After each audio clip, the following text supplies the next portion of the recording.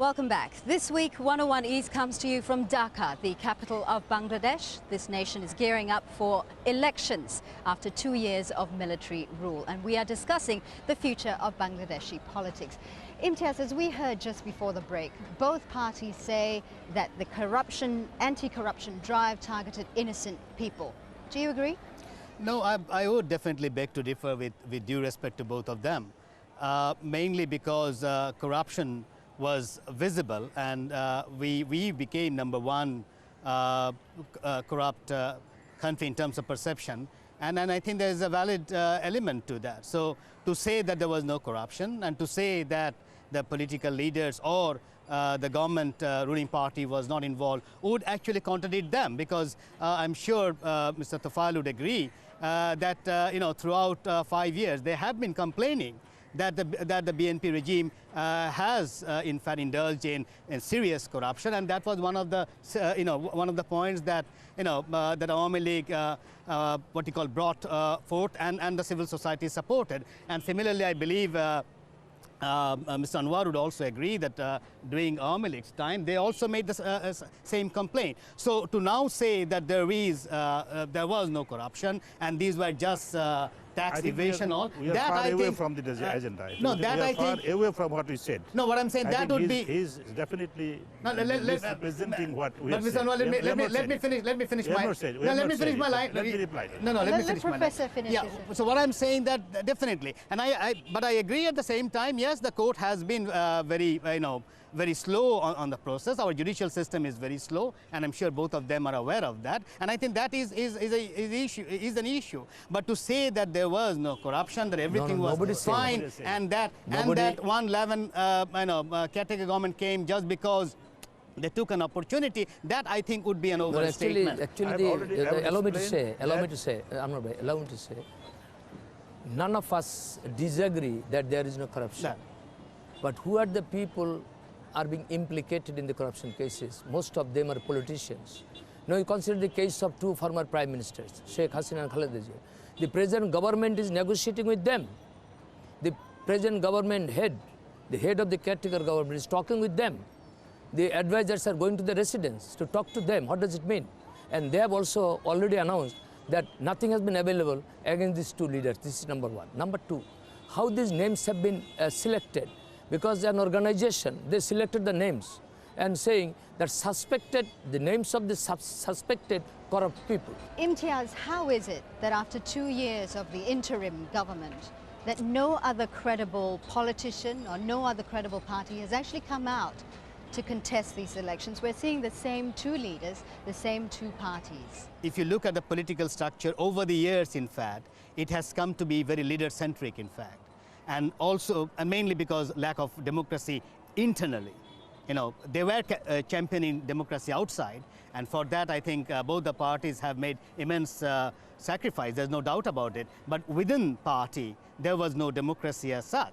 So what you had a very centralized, very leader-centric kind of party. So any new faces was not something that would be welcome. You see, what has happened in these 2 years, and I'm sure you will see in the next election and also immediately after election, is that you will see some new faces come in. And you will see that even the grassroots politicians have become emboldened, in fact, by the process. Now, as I said before in my very first statement, to expect that everything would change in 2 years and that in 2008 and 2009 would be the golden Shonar Bangla, that I think would be too much of an expectation. Tofil, Sheikh Hasina was quoted as saying that she will forgive, but she will not forget. And that was, many people took, in reference to those who were pro-reformists within the party. Have there been democratic changes within the party Awami itself? League is definitely a democratic political party. There is democracy in the political party. Even when Sheikh Hasina was not present amongst us, he was in prison for 11 months, then out of the country for 6 months for a treatment.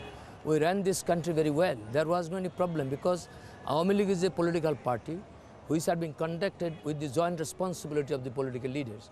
And whatever Sheikh Hasina said, that I will forgive, I will not forget, it does just, it's a It's a matter of emotional outburst. It does not mean because we are working with her very closely.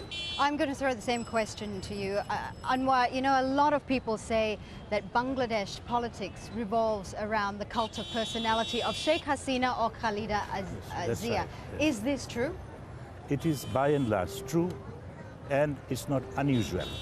But is We this have not been- just wait, undemocratic just though? wait. You No, are not no. encouraging new leaders for Bangladesh. We are not disguising anybody, just wait. Number one, that we have only gone through 3 elections under the parliamentary system, real democratic system. And in the process, you will find many, many new leaderships has come. But the top leadership of necessity has remained practically unchanged. With the passage Well, of let time, me just quote to you one senior party member who was recently quoted in the papers as saying that the BNP is a shambles. Because of corruption and terrorism, Ms. Khalida is an absolute despot who is no longer fit to lead. With her, positive change is not possible. And this is from a senior member of your party. I don't know who that senior member is. He This must be senior member is frustrated. Lieutenant General Mahbubur Rahman. Naturally, Lieutenant General Mahbubur Rahman is obviously he will say because he wanted to topple Begum Khalida Zia and become leader himself. That you know that probably they're not. Perhaps he is pushing for that new is the thing. leadership within the party. And Khalida Zia's fault was that a man like Mahbubur Rahman was made a member of the highest body of the party.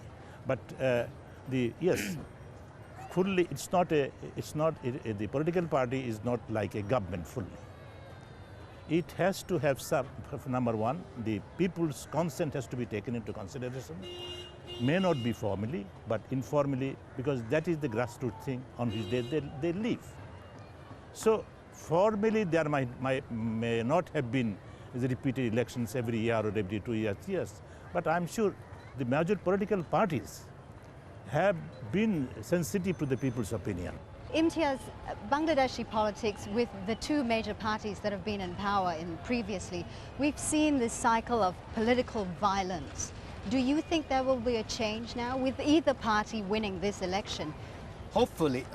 My humble request to both of them would be that unless and until you open up in terms of your political party, make them more democratic, in fact, internally, and then join hands, all the political parties, and not see yourself as opposition and others sees always as the ruling party, and go back to pre-111 situation, then I believe the future is bleak. But if you can overcome that, and I believe they will, in fact, take some lessons from this, I'm a bit positive that there will be some changes after 2008, end of December. Anwar, do you think the BNP would be By able and to large, I work agree with this part the of the Awami statement, League? is that the major political parties have to come to terms. That is, to me, it's much more important that these 2 political parties, or to specific, these 2 leaders who are undisputed leaders of this country, they should come together and discuss issues, even they differ. And I'm sure in future the thing to come, we expect it will be better than today. And another thing, and linked with this discussion between 2 leaders, is the activating the parliament, making it more effective, making it center of all activities. That also a lot remains to be done. And I'm sure if these 2 parties discuss together, whichever party forms the government, and things are bound to improve. And I'm very hopeful about it. Tofel, there's been a lot of talk about these 2 major leaders, the 2 battling Begums, as they're popularly known, meeting and talking. They share so much rivalry, so much bitter dispute, and it's historic rivalry.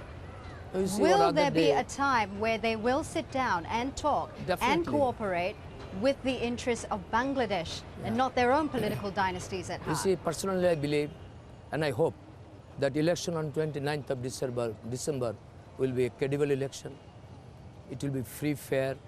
It will be accepted by all the political parties of this country. And after the election, definitely there will be a parliament. And we want to see that that parliament becomes the center points of all kinds of activities. All the decisions of this country will be taken in the floor of the house. And I am sure that there will be many issues of this country for which we will go for national consensus. And these 2 leaders were also united together in the past. when we converted the system of the government from presidential system to parliamentary system in 1991, both the leaders met together, both the leaders talked together. And on 21st of November, the Army Day, you have seen those two leaders who are talking with each other. And I hope that we shall have to forget the past, and we shall have to take lessons from the past mistakes, and we shall have to go forward, because Bangladesh is a country which we got through a bloody revolution under the dynamic leadership of the father of the nation, Bangabandhu Sheikh Mujib. 3 million people shed their blood for the emancipation of this country, for the freedom of this country. And Bangladesh is a country which has a very bright prospect in future. We're going to have to leave it there. Thank you very much for a very interesting discussion. And that's all the time we have from the 101 East team in Dhaka, Bangladesh. Thanks for watching. We'll see you again next week.